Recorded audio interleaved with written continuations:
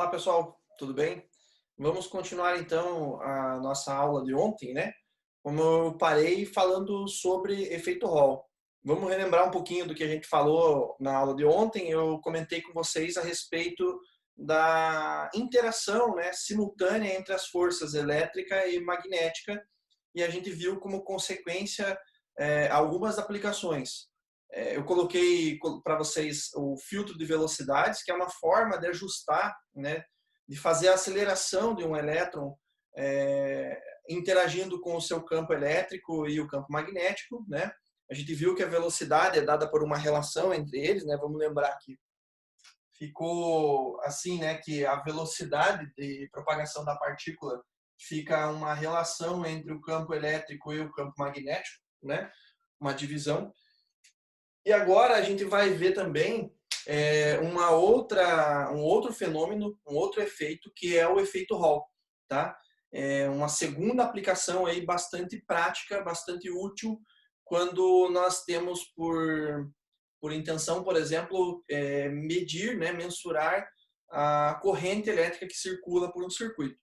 Eu comentei até na aula passada, né, na aula de ontem, que uma das formas de medir corrente elétrica é através de uma resistência, né? Eu insiro um resistor no circuito, faço a corrente passar por ele e aí eu meço, então, a queda de tensão que existe em cima desse dispositivo, né? Em cima desse resistor. E a gente sabe que para isso, né, utilizando, por exemplo, um multímetro, para eu conseguir mensurar a corrente, eu preciso interromper esse circuito. Então, imagina que esse circuito faça parte de um outro circuito, né? Então, eu preciso interromper isso daqui para conseguir fazer a medição. Por que esse elemento aqui não é muito bem recebido como um medidor de corrente, né? O resistor. Simples, porque, querendo ou não, ele vai funcionar como uma carga no circuito e ele vai dissipar parte da potência. Então, a gente vai estar roubando um pouquinho da energia que iria, de fato, para a carga, né?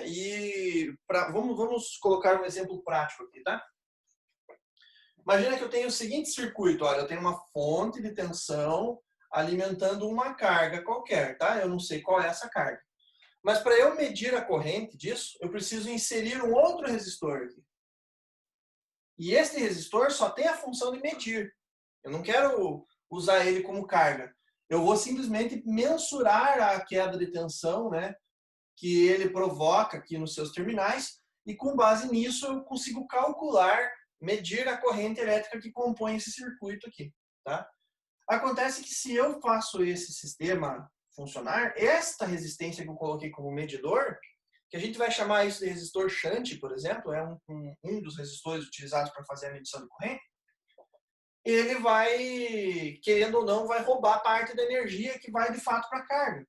Então a gente tem uma perdinha ali percentual da potência total disponibilizada para a carga. Tá? Em circuitos de maior potência, isso é desprezível. Por exemplo, eu vou perder aqui alguns miliwatt. Isso não vai fazer diferença, de fato, para a minha carga. Né? Mas dependendo do circuito, se é um circuito de baixa potência já, esse resistor pode, de fato, ser significativo. Né? Mas, como eu falei, a outra forma de fazer a medição é usando o efeito Hall. E aí o meu sensor de efeito Hall ele não tem nenhuma queda de tensão provocada por uma resistência interna, e sim por uma consequência de como o material se comporta. Vamos tentar entender, então, como que é esse fenômeno do efeito Hall. Eu vou desenhar aqui para vocês uma espécie de placa condutora, tá? Que vai, então, justamente representar um pedaço de condutor. Não necessariamente esse condutor é um fio, tá? Eu vou colocar ele como em forma de placa.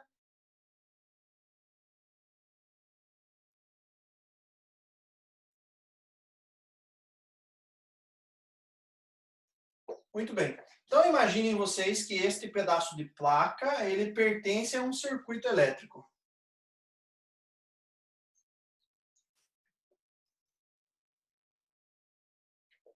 Muito bem.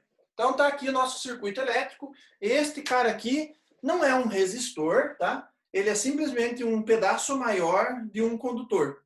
Assim como eu mostrei para vocês o nosso pedacinho de cobre aqui, semelhante a isso daqui, só que ao invés de ser num formato cilíndrico, ele é num formato de paralelepípedo, né? Legal. Então, o que eu quero com isso? A gente vai representar isso como sendo, de fato, um meio condutor que está sendo percorrido por uma corrente elétrica. E aí eu tenho a seguinte situação aqui, né?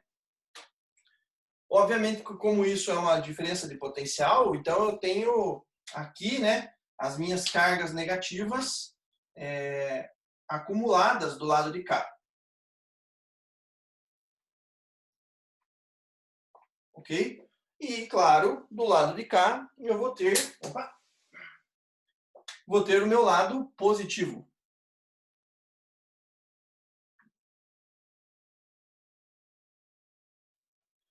Beleza. Então, temos aqui a representação, né, do meu potencial positivo aqui e do meu potencial negativo aqui. O que a gente precisa interpretar nisso é que se não houver a ação de um campo magnético, essas cargas elas tendem a estar distribuídas ao longo desse material. E, claro, o circuito estando fechado, isso não vai se configurar dessa forma. A gente vai ter cargas em movimento, que é a corrente elétrica, certo? O que eu quero representar aqui é justamente o efeito de eu ter estas cargas se deslocando devido à ação de uma diferença de potencial. Então, todas essas carguinhas estão se deslocando na direção do potencial mais positivo, que está lá, né? E eu tenho agora, estou sugerindo, né, a inserção de um campo magnético externo. Como é que eu vou desenhar esse meu campo magnético? Entenda o meu campo magnético como sendo um campo que está saindo. Ele está saindo do quadro, certo? Então ele está apontando para fora do quadro aqui. Beleza? Vamos tentar lembrar o que seria esse campo saindo, né? Então suponha que eu tenho aqui dois ímãs, né? Onde eu tenho aqui o meu polo sul mais externo e o meu polo norte lá atrás do quadro. Então as linhas saem do norte para o sul, apontando na direção da imagem que vocês enxergam aí da câmera, né? Então a linha está saindo para cá. A nossa representação é assim por um pontinho, vocês têm que imaginar uma seta, né? Então quando a gente tem o desenho de uma seta, deixa eu fazer aqui. A gente tem o desenho aqui de uma seta. Quando essa seta atinge a superfície, ela está entrando na superfície, ela demarca esta figura aqui, certo? Ela vai fazer um rompimento. E quando essa seta está saindo da superfície, ela está saindo daqui, ó, o que ela vai representar é um pontinho, que é o que ela deixa, né? É a parte final da seta. Então, a gente representa dessa forma. Campo saindo da superfície, bolinha. Campo entrando na superfície, o xizinho. Beleza? Legal. Então, a gente tem aqui a representação do nosso campo saindo para cá. Legal. Então, é claro que eu representei uma bolinha, mas imaginem que todo esse ambiente aqui eu tenho linhas de campo saindo, né? Ele está imerso em um campo magnético constante, né? E aí, o que eu tenho que colocar aqui, tá? Eu vou colocar aqui algumas dimensões. Por exemplo, vou dar nome a esta dimensão aqui, ó, de profundidade, né? Esta dimensão de profundidade da minha placa, eu vou chamar de L, tá? Poderia dar um nome qualquer, mas estou chamando de L. E este comprimento de altura aqui, ó, tá? Que eu vou colocar aqui, ó.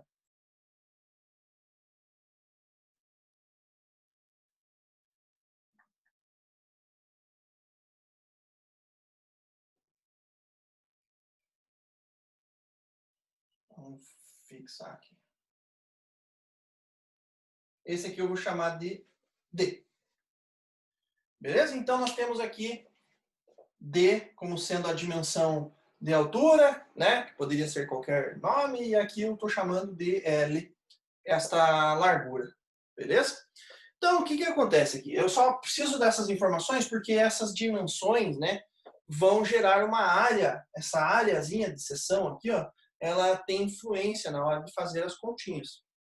que eu quero imaginar agora? Vou pegar como exemplo uma carga, qualquer dessa que está se deslocando aqui, e vou representar ela aqui no meio, tá? Então eu tenho uma carguinha destas que está se deslocando naquela direção. Então qual que vai ser a minha representação desse vetor aqui? Esse vetor vai ser o vetor V, que é o vetor deslocamento, né? O vetor velocidade que está indo nessa direção. E aí nós já sabemos que uma carga sofrendo deslocamento, né, vai ter a ação da força elétrica e da força magnética simultaneamente. Claro, existe um campo magnético para isso, né? Um campo magnético externo, constante, e existe uma diferença de potencial que gera um campo elétrico para ter a força elétrica. Então a gente tem dois fenômenos, duas forças acontecendo simultaneamente. Para onde aponta a minha força magnética? Vocês lembram que eu tenho a seguinte regra? FBV. FBV. Então, se o meu campo, vamos colocar, né, na ordem que nós conhecemos. Campo saindo, então B saindo, eu vou apontar meu dedo para fora, tá? Então é FBV, esse meu dedo aqui indica na direção V, tá para lá, campo saindo. Para onde aponta a minha força magnética? Para baixo. Só que daí vocês precisam lembrar daquela convenção que nós falamos na última aula. Se eu tenho a regra FBV, né, eu tenho que usar uma carga positiva. Ela serve para cargas positivas. Como está uma carga negativa, eu estou analisando troca de elétrons, então eu tenho que inverter a posição. Então, seria assim, ó, FBV, B saindo, V, né, indo para lá, então eu teria força apontando para baixo. Como a carga é negativa, a minha força fica apontando para cima. Então eu tenho para cima aqui, ó,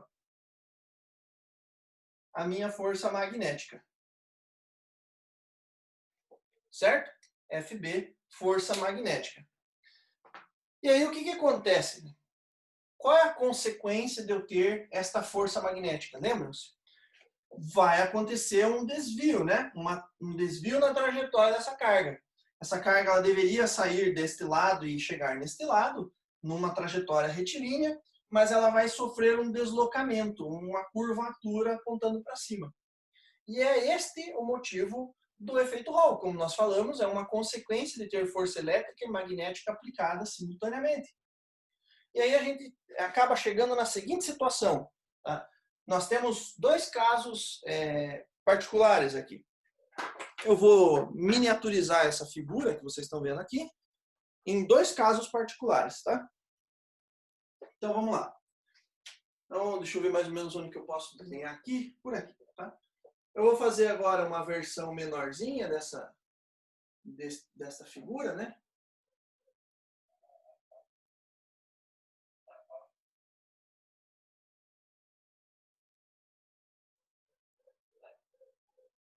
Então a gente tem aqui basicamente o mesmo bloquinho, né? Só que estou representando aqui um pouco menor. Deixa eu até esticar um pouco mais essa figura aqui, porque vai ser necessário.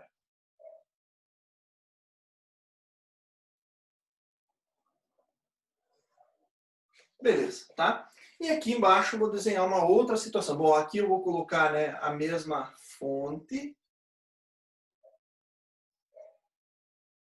Certo? E aqui vou desenhar a mesma situação, só que com...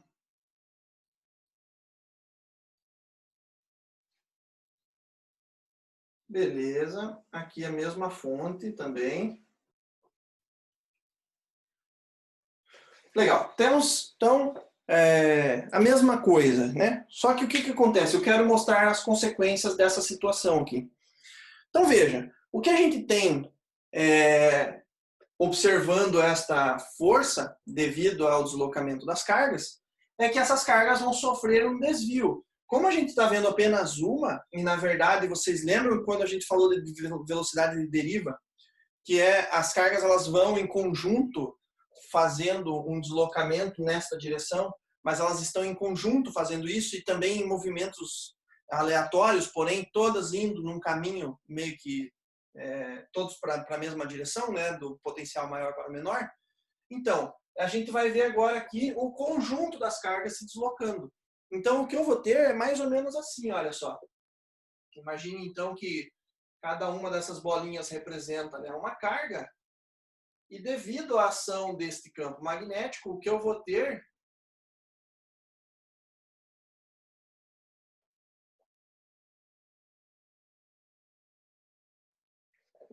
aqui é um deslocamento das cargas para a região superior.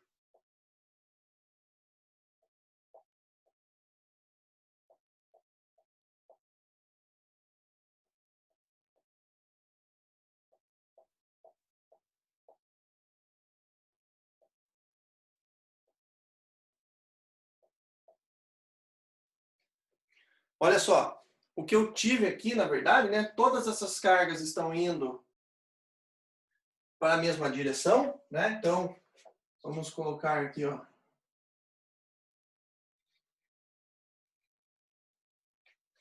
Elas estão indo todas para a mesma direção, né?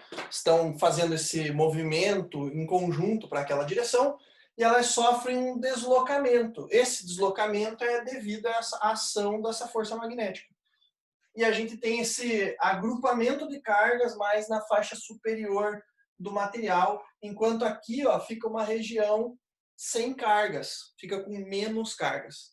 Qual é a consequência disso? A consequência é que produz ali uma certa diferença de potencial também. Existe ali um campo elétrico que a gente chama de campo elétrico induzido ou campo elétrico de Hall.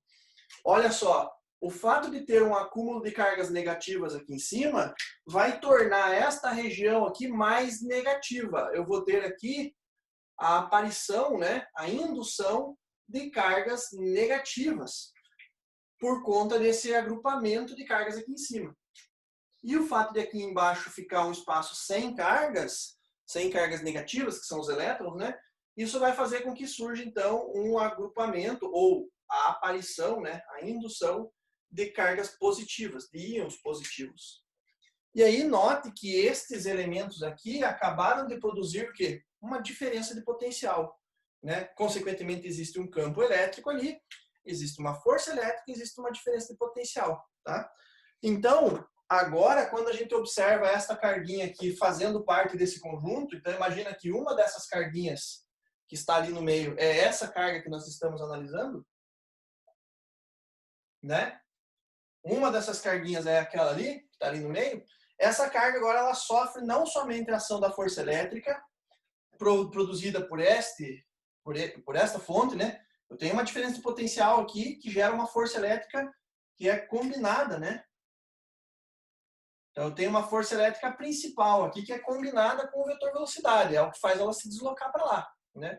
Mas além desta força elétrica, surge então uma segunda força elétrica, que é uma força elétrica de Hall, ou uma força elétrica induzida, que é devido a este fenômeno, a aparição de uma diferença de potencial nestas pontas aqui, e não aqui.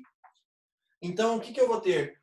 Eu vou representar agora essas cargas como estão ali, né? Então, imagina que aqui, ó, aparecem algumas cargas positivas,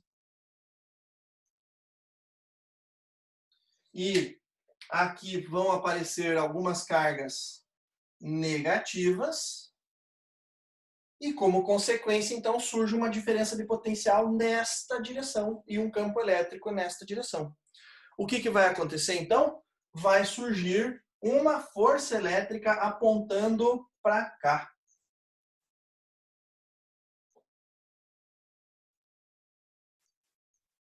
Então, eu vou ter uma força elétrica apontando para baixo.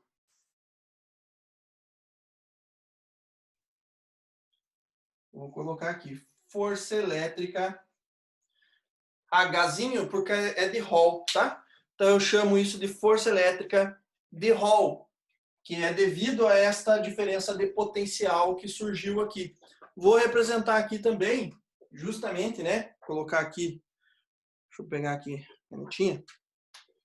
Vou colocar então que este ponto aqui, conectado a este ponto aqui, vai fazer surgir uma tensão que nós chamamos de tensão de Hall, né? Tensão de Hall, né? Um V Hall. Vou colocar aqui, ó. Um VH ali, né? De tensão de Hall. É o que aparece, então, nas extremidades desse material. Então, olha que legal. Eu não preciso fazer absolutamente nada nesse material. Ele não é um material resistivo. Eu não precisei fazer com que ele consuma mais corrente elétrica e nem nada disso. Simplesmente é uma característica do material, né? E devido à ação de um campo magnético, fazer então com que exista um deslocamento das cargas e aí eu consigo medir a tensão produzida em cima disso. Na prática, como é que isso é feito? Como que um sensor Hall é construído? Bom, basicamente, para que eu tenha um campo magnético constante como este, basta que ele seja percorrido por corrente contínua, tá?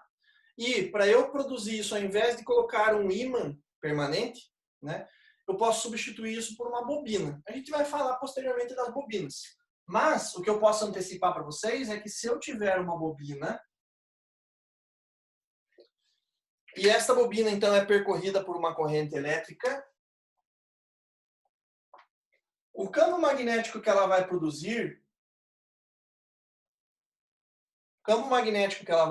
no seu interior, neste meio aqui, ó, tende a ser linhas praticamente paralelas, tá? E constante, desde que seja percorrido por uma corrente contínua, ou seja, não interfere, a corrente não altera a sua intensidade. Então, dentro desse períodozinho aqui no interior da bobina, as linhas são praticamente retilíneas. O que significa, né, o que representa muito bem essas condições que a gente está vendo aqui. Linhas atravessando de forma retilínea, né, e com a mesma intensidade, ou seja, constante. Tá? E aí, o que eu preciso fazer? Preciso colocar um material ali dentro que é percorrido, então, por essas linhas, atravessado por essas linhas. Então, basta que estas linhas, que eu acabei de formar aqui, né? Essas linhas elas vão atravessar um determinado material. Né? Do jeitinho que a gente acabou de simular aqui. Ó. Opa, ferrei o meu desenho aqui.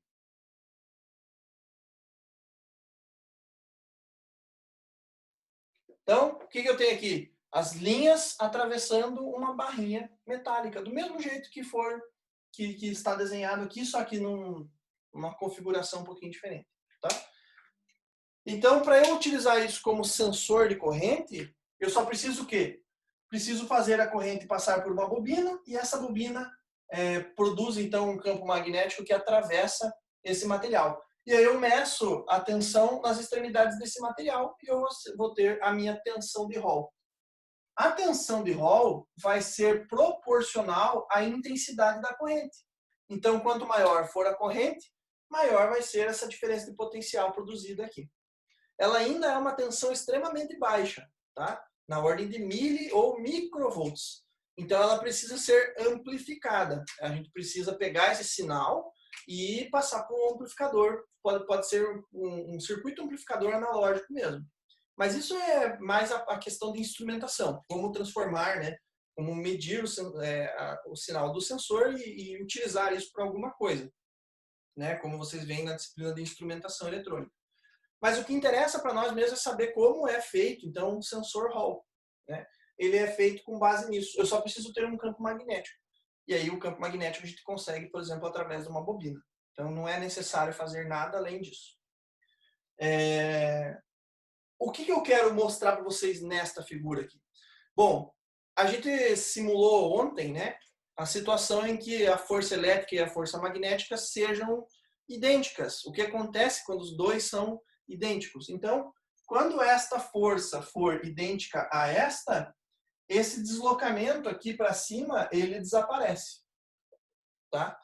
Por quê? Esse deslocamento só existe porque até um certo ponto a força magnética fazia esse deslocamento acontecer. Se essa força aqui for tão forte quanto, então essa faz ela se deslocar para cá, enquanto essa faz ela se deslocar para lá, o que na verdade acaba que ela continua em trajetória retilínea e não tem a interferência.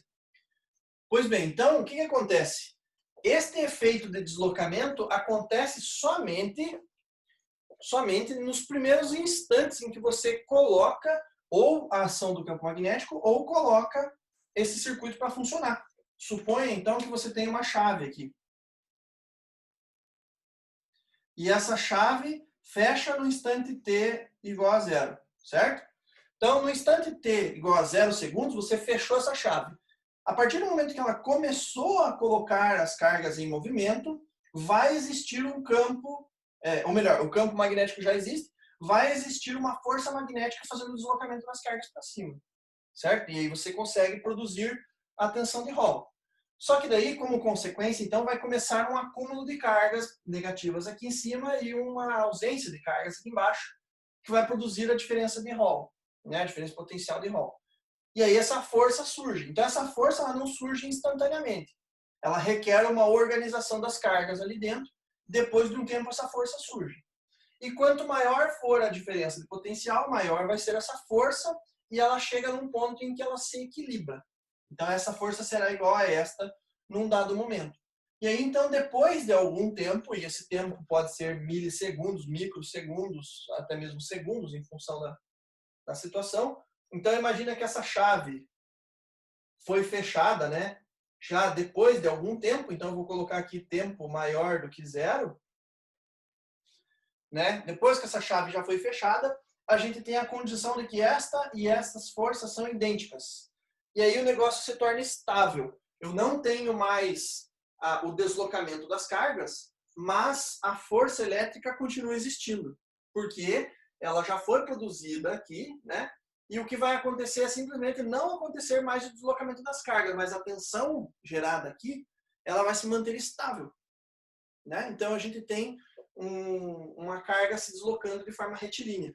E aí a gente vai ter, então, o efeito Hall de forma constante, ou seja, a tensão de Hall vai permanecer constante sobre as extremidades deste material. As cargas vão se deslocar de forma retilínea, então eu não vou ter mais o deslocamento das cargas na parte superior, né? Mas isso não significa que a tensão de Hall não exista, pelo contrário, a tensão de Hall existe. E aí a gente vai ter a seguinte condição aqui. Eu vou representar aqui a minha carguinha negativa e ela vai estar sujeita à ação de 3 forças, então, né? Eu vou ter aqui para cima a minha força magnética, vou ter aqui para frente a minha velocidade e aqui para baixo, como eu desenhei, a minha força elétrica de Hall, tá? Então, ela está assim, só que agora eu estou considerando que força magnética e força elétrica de Hall têm a mesma intensidade. Então, eu vou colocar aqui, ó, força magnética é igual à força elétrica de Hall, tá? Para este caso aqui. E aí eu tenho a minha diferença de potencial de Hall, né, a minha tensão de Hall, aplicada sobre as extremidades desse material de forma constante. Qual é a consequência de eu ter a tensão de Hall? Bom, eu tenho duas situações muito úteis. Uma delas, como eu falei, é usar o sensor Hall como um medidor de corrente. Então, eu consigo, através da corrente que atravessa por esse material, medir a tensão de Hall e fazer uso dessa tensão como um instrumento de medição de corrente. A outra grande vantagem de ter o efeito Hall é conseguir mensurar a quantidade de cargas que existe num determinado volume de material. Observe que eu estou considerando aqui uma placa, né? Um elemento tridimensional, não é apenas um plano, né? Uma lâmina. E mesmo que fosse uma lâmina, a lâmina ainda assim tem espessura, então ela continua sendo um elemento tridimensional. Mas eu estou levando em consideração aqui a quantidade de portadores de carga. A gente nem fala especificamente da carga de um elétron ou do íon positivo, sim um portador de carga, né? Um portador de carga sempre vai ser, seja ela positiva ou negativa, vai representar a carga de um elétron, né? Então, o que vai acontecer aqui? Eu consigo mensurar a quantidade de portadores de carga que estão sendo deslocados naquele material. A gente fez isso quando a gente calculou a velocidade de deriva. Se vocês pegarem algumas aulas para trás, quando a gente calculou a velocidade de deriva, a gente também mensurou quantos elétrons, né, quantos portadores de carga tinha num determinado bloquinho de um fio de alumínio, tá? De alumínio não, desculpa, de cobre. Então agora a gente vai fazer uma simulação aqui justamente para chegar, né, a esta conclusão de quantos portadores de carga tem, tá? Para isso eu vou precisar apagar estas duas figuras aqui para me sobrar um pedacinho do quadro, porque essa figura aqui ainda é útil para mim, para a gente poder pegar as questões das dimensões. Eu vou partir do princípio disso daqui, tá? Em que a gente está nessa condição, já depois de algum tempo, onde a força magnética é igual à força elétrica de Hall. Então vamos lá.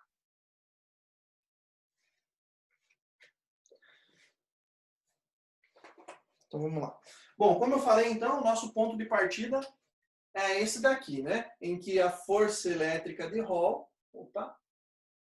a força elétrica de Hall é igual à minha força magnética. Esse é o nosso ponto de partida, tá? E a gente já sabe algumas informações sobre isso. A minha informação é que força elétrica é dada por campo elétrico vezes Q, e a minha força magnética a gente já sabe que é Q também, né? Só que agora é campo magnético vetorial V, certo? Vimos também ontem, e também a gente já sabe, né, que um produto vetorial é dado por módulo de B, módulo de V, vezes o seno do ângulo formado entre eles. De novo, vamos observar essa figura e ver qual é o ângulo formado entre B e V. Observem que V está indo nesta direção, né? Então eu vou colocar aqui, ó, representar pela minha caneta vermelha. V está indo nessa direção. E o B, a gente falou que ele está saindo do quadro. Saindo do quadro, certo? Está assim, ó. Vou virar aqui para vocês verem, ó. Tá vendo? Então, o B ele está saindo do quadro. O que você está vendo é só a pontinha dele, aqui. Mas o ângulo formado entre eles é qual? Olha. É um ângulo de 90 graus, certo? Se é um ângulo de 90 graus, então o seno de 90 é 1. O que significa que quando a gente resolve esse produto vetorial, vai ficar módulo de B, módulo de V, vezes 1. Então, eu posso simplesmente substituir esse produto vetorial por um produto escalar, e a gente já sabe que isso é válido, né? De novo, voltamos nessa equação, foi a equação que nós paramos na aula de ontem, né? E aí a gente pode fazer algumas substituições e aproveitar isso. Muito bem. Uma outra expressão que nós tínhamos visto na aula em que nós falamos de velocidade de deriva foi a expressão em que eu tenho uma relação entre o J, que é a densidade de corrente, e a velocidade de deriva. Tá? Então, essa expressão ela era assim, ó. Eu vou colocar para cá. Ela era assim, ó. J é igual a M vezes E vezes V. Tá? E o que significa essa expressão? Significa que eu consigo definir a densidade de corrente, ou seja, uma densidade significa sempre uma quantidade de coisas por uma unidade de área ou volume. Né? Então, eu tenho uma quantidade de corrente que é nada mais do que uma quantidade de cargas. Então, entenda N como número de cargas, número de portadores de cargas, e E é a carga de um elétron. Então, agora eu vou fazer uma substituição simples aqui, ó, só para a gente poder colocar no mesmo padrão. Ao invés de colocar E como sendo a carga de um elétron, eu vou colocar com Q. E a gente sabe que este Q é a carga de um elétron, certo? Vezes V. V, então, é o vetor velocidade de deriva que nós estudamos. O que eu vou fazer é pegar este V, isolar ele e substituir aqui nessa expressão. Beleza? Então, como eu estou falando de intensidades, lembra? Eu comentei isso também. Se eu quero saber a intensidade, não me interessa saber agora a direção e sentido, porque eu sei que a mesma direção de V vai ser a direção de J, não faz diferença. Então, eu posso simplesmente ignorar as características vetoriais, eu quero saber as intensidades, os módulos. Então, para isso, eu vou fazer que V vai ser igual a J dividido por estes dois aqui, N vezes Q. Beleza, já sabemos uma informação a respeito disso daqui. E a gente também sabe, né? A gente também sabe que J é uma relação entre corrente e área, né? J é densidade de corrente, ou seja, é quanto de corrente tem numa unidade de área. Então é I dividido por A. A gente também pode fazer essa substituição. E ainda, como eu posso sugerir nomes para as dimensões, aqui eu não estou levando em consideração, poderia pegar apenas isso daqui e dizer que é a área, né? Lembrando que a área é a área de seção transversal do condutor, né? É a área de corte reto do condutor. Na ocasião, quando nós usamos densidade corrente, a gente falou de um condutor cilíndrico e a nossa seção era uma circunferência. Agora a gente está fazendo uma seção retangular. Então, esta área, né? Esta área seguindo as nossas dimensões que foram dadas aqui, L vezes D, vai nos dar a área, então. L vezes D. Beleza? Vamos organizar agora essa expressão aí. Então, vamos colocar isso tudo em forma de V. V vai ser quem? V vai ser este I dividido por todo mundo, né? N vezes Q vezes L vezes D. Beleza? Então, esse é o nosso V, nossa velocidade V, tá? Mas, o que eu quero nessa expressão não é identificar a velocidade. Eu não quero saber com qual velocidade o elétron se propaga. O que eu quero saber aqui é identificar o número de portadores de carga, tá? Porque isso me ajuda a ter características do material. Então, por exemplo, quando vocês querem saber qual é a resistividade do material, como é que eu posso calcular a resistividade? A gente fez um outro caminho quando a gente calculou a velocidade de deriva, e aí vocês fizeram o caminho inverso. A gente pegou a resistividade através de uma tabela. E aí a gente já tinha lá valores para resistividade, que é a característica do material. Mas e como é que chega nessa característica do material? Como é que eu consigo mensurar isso e colocar numa tabela? Fazendo esse tipo de caminho. Eu aplico uma tensão, aplico um campo magnético, vejo como o elemento se comporta e com base nisso, né, é possível identificar o número de portadores de carga. Assim a gente consegue identificar o quão é condutivo aquele material, né, no caso a resistividade, que seria o inverso, né? Ou posso identificar, por exemplo, se aquele material tem mais comportamento de isolante ou de dielétrico, essas coisas. Então a gente consegue fazer isso a partir de testes experimentais, né? A partir de uma medição, né, de corrente, conhecendo as características físicas, né, dimensões físicas, eu consigo chegar num cálculo aproximado para o número de portadores de carga. Então, o meu objetivo aqui é descobrir o N, né? E aí, isolando então essa variável N, eu vou ter a seguinte expressão. Vou apagar aqui esse pedacinho. Então, isolando N, né? Simplesmente tirando daqui para cá, né? Eu passo o V no lugar aqui. Vou ter que N, então, vai ser I dividido por V, vezes Q, vezes L, vezes D. Mas, o meu problema é justamente, né? Algumas coisas que aparecem aqui. Por exemplo, o Q, por exemplo, o V, né? V é uma grandeza que eu não consigo medir assim com facilidade, né? É muito difícil para mim ir lá medir a velocidade de deriva. Não é mensurável. Ele é calculável, mas não é medido. É difícil de medir. Então eu preciso dar um jeito de eliminar esse V. Como que a gente eliminou o V na última aula? Vocês lembram? Ou melhor, desculpa, como que a gente chegou na expressão que representa o V, velocidade de deriva? Eu fiz dessa continha aqui, ó. V é igual a quem? E dividido por B. Certo? Então, eu posso fazer essa substituição. Né? Posso fazer essa substituição aqui. Né? E aí, o que eu vou ter, então, é... deixa eu apagar esse de baixo agora, que não adianta, não serve. E eu vou ter, então, que N vai ser...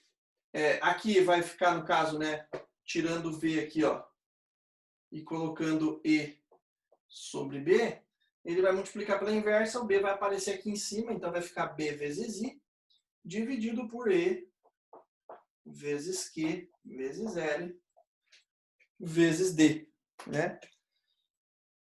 E outra coisa que a gente consegue mensurar é justamente a tensão de Hall, tá? A tensão de Hall, que é a diferença de potencial que aparece aqui, ó, ela tem a seguinte definição. Não sei se vocês lembram, mas a gente viu lá atrás que a gente pode medir tensão como sendo o campo elétrico vezes a distância. Vamos lembrar como que isso aparecia para nós lá atrás? Lembra-se que eu pegava uma carguinha qualquer e essa carguinha tinha o seu campo elétrico representado assim, ó? Né? Um campo elétrico radial para todas as direções. O que eu fazia aqui mesmo? Falava, eu quero saber qual é a intensidade do campo elétrico neste ponto P. Vai ser como? Vai ser o campo elétrico aqui, certo? O campo elétrico neste ponto aqui. Só que a gente lembra que campo elétrico é o quê? Campo elétrico é dado por volt dividido por metro, não é? Campo elétrico não é volt dividido por metro? Olha aqui, ó. Campo elétrico E não é volt, tensão, dividido por metro? Então, basta que eu passe esse D dividindo aqui embaixo, ó. Então, campo elétrico vai ser volt dividido por metro, distância. Certo? Então, para eu saber o potencial aqui, ou a diferença de potencial em relação a uma referência, vai ser o campo vezes a distância. A gente já tinha visto isso lá atrás quando nós falamos de diferença de potencial. Tá? Então, eu sei que tensão pode ser campo vezes a distância. E aí é que entra a nossa tensão de Hall, ou diferença de potencial de Hall. Tá? Para eu saber quanto é este campo aqui, ó, basta que eu faça a tensão de Hall vezes a distância. Certo? Desculpa, é V dividido, né? Não, tá certo, é isso aí. É isso mesmo. Não, calma. V é igual a E vezes D. Né? E olha o que eu tenho aqui. Eu tenho um E e eu tenho um vezes D. Por quê? Porque eu tenho aqui um campo elétrico, que é o campo elétrico de Hall, devido a essas cargas que surgiram aqui. E eu tenho uma distância D, que é a dimensão do espaço desse comprimento aqui, né? Entre um potencial e outro. Então, eu tenho a diferença de potencial. A diferença de potencial vai ser o campo elétrico formado aqui vezes a distância D. Então, eu posso ainda fazer uma simplificação, né? Substituir E e D, já que esta medida aqui é fácil de eu medir, né? Isso aqui é moleza para eu medir, mas campo elétrico, como é que a gente mede? Mede usando uma diferença potencial. Então, se eu já tenho a diferença potencial, eu posso usar ela direto. Então, isso aqui vai acabar gerando a seguinte expressão. Então, deixa eu colocar aqui embaixo, né? Então, vai gerar a seguinte expressão, ó, N, que vai ser o número de portadores de carga, vai ser quem? Lá em cima, B vezes I, e embaixo, ao invés de E vezes D, eu vou colocar tensão de Hall vezes Q vezes L. Vamos lembrar quem é Q? Q aqui é a carga de um elétron, que eu já conheço. É 1,9 vezes 10, não, 1,6 vezes 10 a menos 19 coulomb, né? É a carga de um elétron. O comprimento L é a largura dessa placa aqui, né? A espessura dela. Então, é uma dimensão que eu conheço. Tensão de Hall pode ser medida na prática. A intensidade do campo magnético ela foi aplicada externamente, então eu também posso mensurar isso, medir isso. E a intensidade da corrente I é também possivelmente medido aí.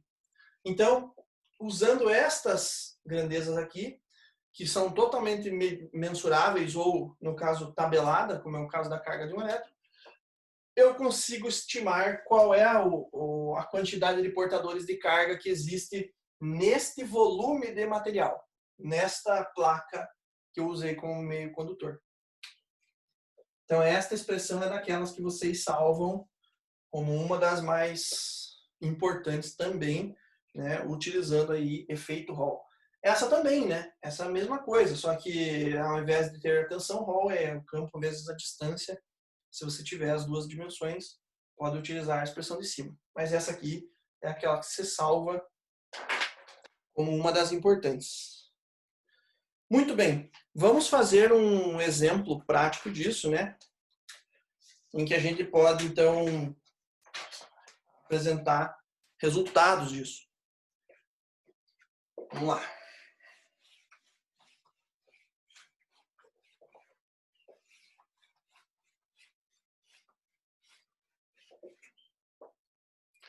Então, uma espécie de exercício aqui, só para a gente fixar essas informações que foram apresentadas, né? Então, eu vou colocar aqui, ó.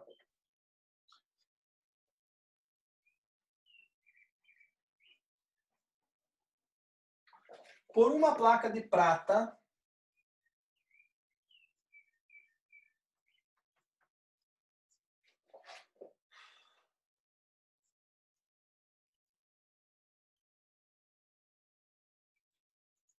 AG, né, que é a representação da prata, com espessura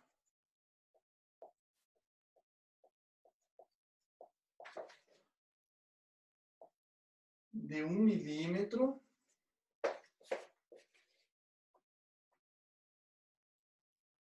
passa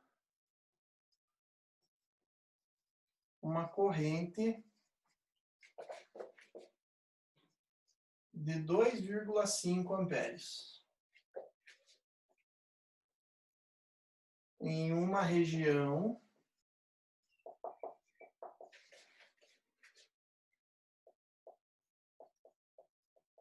na qual há um campo magnético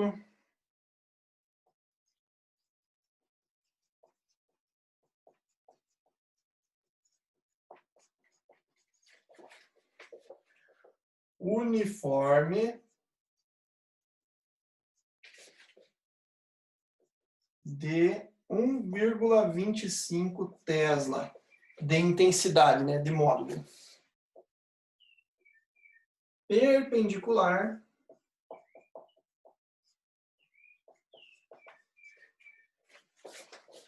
à placa. Beleza? A tensão de Hall medida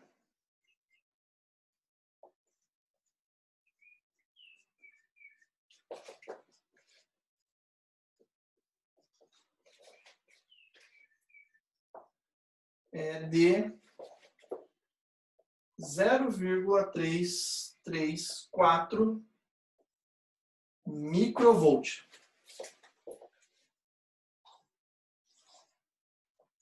Calcule. Letra A. A densidade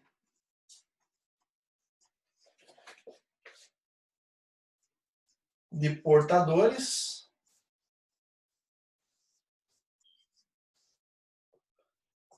então, o número de portadores, a densidade de portadores por volume, né? E B,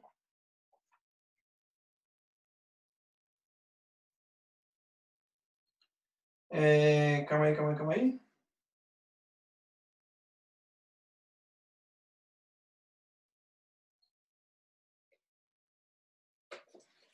Compare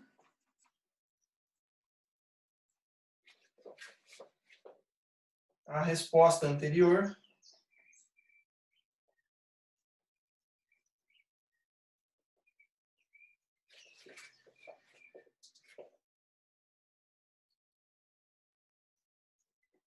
utilizando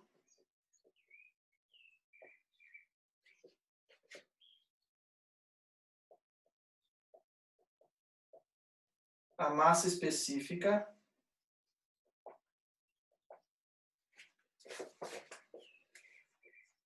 M. Opa. A massa específica Rho igual a 10,5 gramas por centímetro cúbico. E massa molar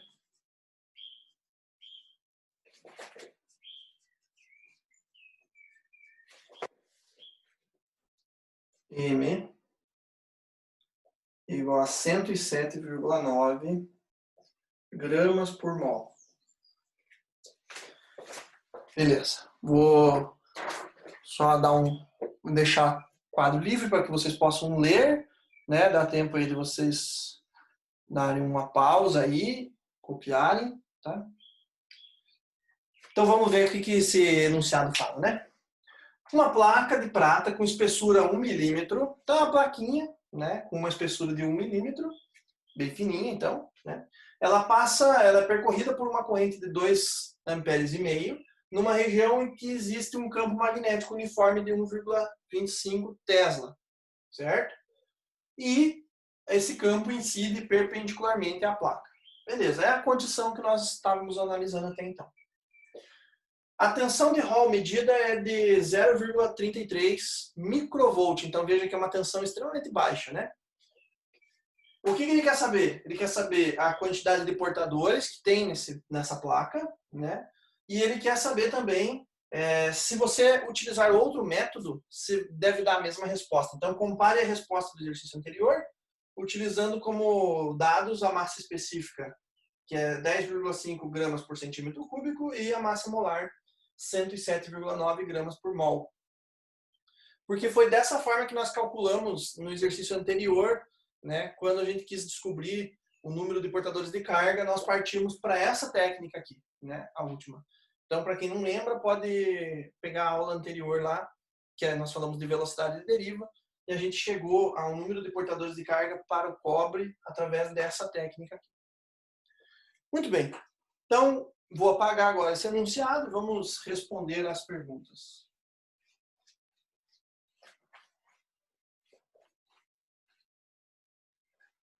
Vamos deixar aqui a letra A e a letra B. Vamos apagar aqui em cima também. Então, a letra A é uma aplicação direta da fórmula que a gente acabou de ver, né? Em que diz, então, que um número de portadores, né, que pode ser dado como densidade, já que é um número de portadores por área ou por volume, ele vai ser quem? I vezes B,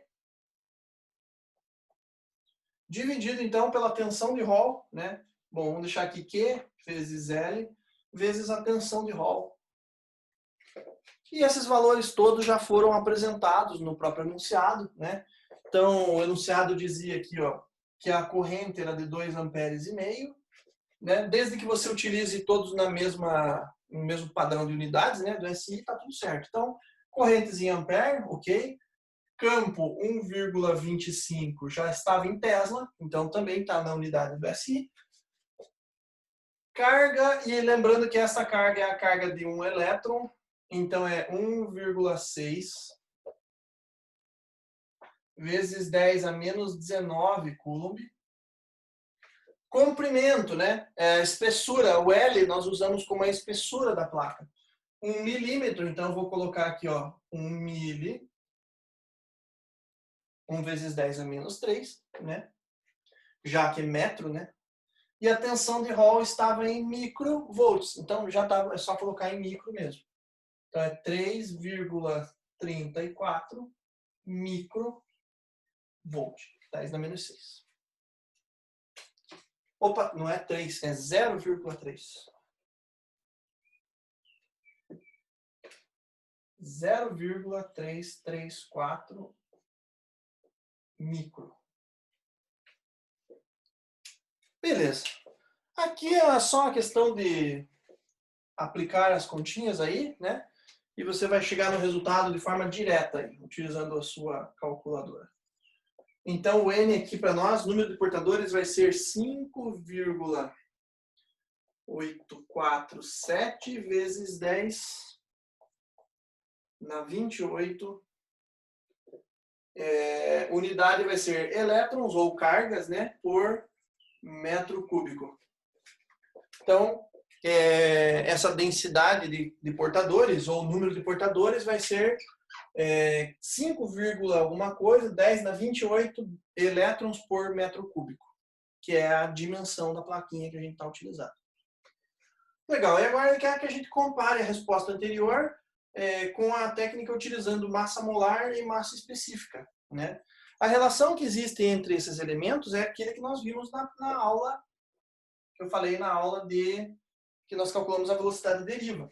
Ele é dado pela seguinte expressão. Então, esse N, né, que é a densidade ou o número de cargas, é justamente a massa específica vezes o número que nós chamamos de número de Avogadro, dividido pela massa molar, né?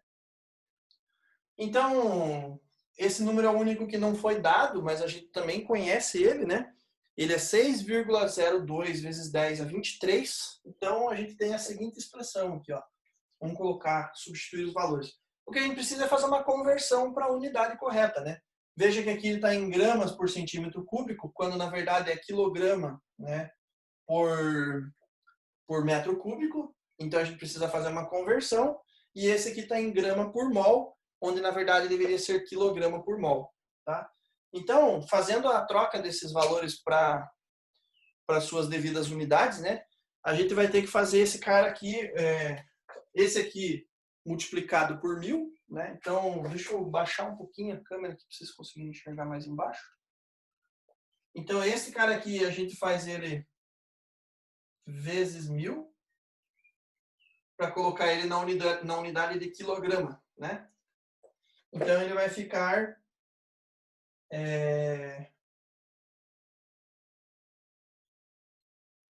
vai ficar 10.500 quilograma por metro cúbico, tá? 10.500 quilograma por metro cúbico. E esse aqui que está em grama por mol, a gente precisa colocar ele em quilograma por mol.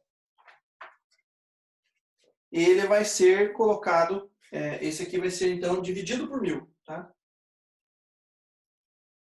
Porque ele está no denominador, certo? Então ele tem uma inversão. Então esse aqui ele fica dividido por 1000. Esse aqui então ele vai ficar 0,1079, que é o número que está aqui, né? Só divide por 1000, a vírgula vem parar aqui, ó.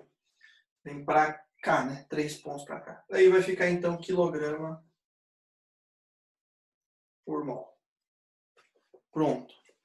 Então a gente já fez a conversão dos números, é só aplicar na equação aqui em cima. Então, vamos colocar esse número aqui primeiro. 10.500. 10.500 já está na unidade correta, né? Vezes esse número aqui de cima é 6,02 vezes 10 a 23 entidades. Lembra que a gente falou na aula passada? Na aula passada não, desculpa. Na aula de velocidade deriva. Esse cara aqui, ele indica um número de entidades, não representa de fato uma grandeza específica para uma carga, uma coisa, né? E a massa molar foi dada aqui, então, 0,1079, dada já em quilograma. Beleza. Aí é só aplicar essa continha e o número que teremos aqui é 5,858 10 na 28. E aí a resposta aqui é átomos por metro cúbico, tá? Então observem que por uma questão, deixa eu voltar aqui agora. Observem que agora por uma questão de arredondamento, é claro, até porque esses números não estão 100% precisos, né? A gente tem aqui até praticamente terceira casa aqui, a segunda casa decimal, estamos bem próximos aqui, então 5,858 e aqui 847, mas ambos estão em 10 elevado a 28, então representa basicamente a mesma quantidade, né? E aqui ele é dado por átomos por metro cúbico, enquanto aqui é elétrons por metro cúbico. Por quê? Lembra que a gente fez a análise para o cobre? Para o cobre a gente tinha um elétron para cada átomo, porque o cobre, como característica física dele, ele tinha um elétron livre na sua camada de valência. Então a gente tinha um elétron para cada átomo. Então o que ele representa aqui no final é átomos por metro cúbico, porque a gente sabe que para cada átomo tem um elétron disponível. Tá? E aqui é dado diretamente em elétrons. Então veja que o número bate, né? Ele está mais ou menos na mesma grandeza, o que significa que ambas as duas técnicas podem ser utilizadas. Mas, particularmente, estes números, como a gente tem aqui, né, seja massa molar e massa específica, são números que vieram de resultados experimentais. E os resultados experimentais estão muito mais relacionados a esta expressão aqui, porque é coisa que a gente consegue medir. Eu consigo medir a tensão, eu consigo medir o campo, eu consigo saber o comprimento, eu consigo saber a corrente. Esses elementos são todos mensuráveis. Então fica muito mais prático para mim trabalhar com valores que são possíveis de serem medidos, né? Deixa eu ver como é que está o nosso tempo. Faltam aí alguns minutinhos. Eu queria ver, deixa eu só pesquisar aqui. Eu quero apresentar para vocês um videozinho, assim como eu fiz na última aula, um videozinho que mostra uma animação do efeito Hall, que explica melhor, até mostra, né, demonstra um pouco melhor do que eu fiz aqui em forma de desenhos. Eu vou pausar o vídeo nesse momento, vou pesquisar aqui no YouTube e já retorno para a gravação, ok? Então, pessoal, encontrei o videozinho que eu queria mostrar para vocês, tá? Vou apresentar aqui para vocês. Uma outra coisa que é legal de comentar, que eu esqueci até, é justamente sobre esse efeito Hall. Ele tem duas vantagens, tá? Na verdade, três vantagens. A primeira que eu falei é medir corrente, é uma das possibilidades. Ele ainda pode ser utilizado como um sensor digital, desde que associado a ele eu tenha um Schmitt Trigger, que é um equipamento, um dispositivo que vocês veem em eletrônica analógica e talvez em digital, mas acredito que em analógica ainda. Ele é um elemento que ele tem uma tensão de janela para operar. Acima de um certo valor ele vai para nível lógico 1 e abaixo desse valor ele vai para nível lógico alto, é baixo, né? 0. Então ele só funciona em 0 e 1. Ele não tem o intermediário para fazer os valores entre 0 e 1, no caso, né? Mas esse é um detalhe, né? Você vai encontrar, por exemplo, isso em sensores industriais para identificar, por exemplo, rotação de motores. Ele é um sensor do tipo Hall, em que ele tem uma variação do campo e aí você consegue medir a tensão e ele digitaliza essa tensão para 0 e 1, em função de um valor limiar. Mas, como eu falei, então tem três vantagens. Uma, medir, né? Usar como sensor. A outra, identificar o número de portadores, tá? Mas mais do que isso ainda, é identificar a carga do portador. E isso é uma das coisas que nos dá garantia hoje, né? Para dizer se o que está trafegando é portador de carga positivo, o que são íons positivos em busca de um polo negativo, ou se a gente tem os portadores de carga negativos, ou seja, são os elétrons de fato que vão em busca de um polo positivo. Porque não necessariamente a gente tem o fluxo de elétrons indo na direção do polo positivo, tá? A gente pode ter um volume de cargas positivas, no caso íons positivos, se deslocando para um potencial negativo. Existe esse deslocamento de cargas, tá? Especialmente em dispositivos semicondutores.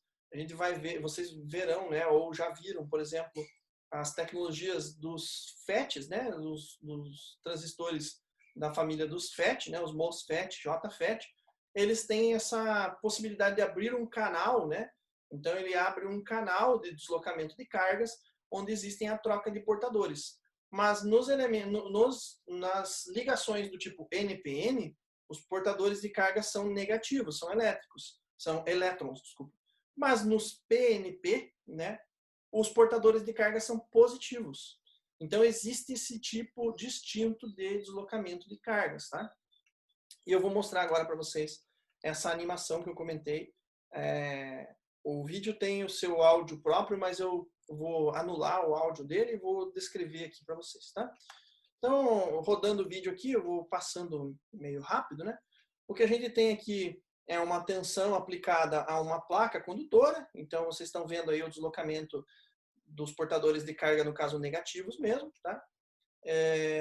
E aqui gera, então, tá aí o campo elétrico aplicado devido a essa fonte, né? Beleza, essa parte a gente já tinha visto. Se eu aplicar, então, um campo externo, olha aqui, eu estou colocando dois ímãs, né? Um polo norte de um lado, um polo sul do outro. Eu tenho ali as linhas de campo magnético atravessando esse material. Usando a regra da mão direita, que ele está usando aqui, ou, como a gente já falou, pode ser usado a mão esquerda, desde que você saiba o que cada um dos dedos indica, né? Você consegue identificar que a força está apontando para cima. E aqui tem o deslocamento das cargas, como eu falei. Esta força aponta para cima, fazendo com que as cargas sejam empurradas para a parte superior da placa, né?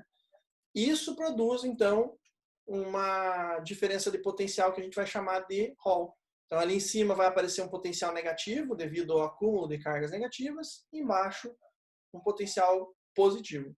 Essa tensão de Hall, né, vai produzir um campo elétrico de Hall, né? Então, eu estou acelerando o vídeo aqui, né? Então, vai continuar ali as cargas utilizando aquela direção, né? E aí eu posso vir medir, né, a diferença de potencial entre as placas. E observe ali que na representação dele, ele apareceu ali um menos alguma coisa, né? Apareceu um valor de tensão negativa. E por que isso? Porque neste caso os portadores de carga são negativos. Então eu tenho como utilizar isto para identificar se o que está sendo propagado ali é carga negativa ou carga positiva, tá?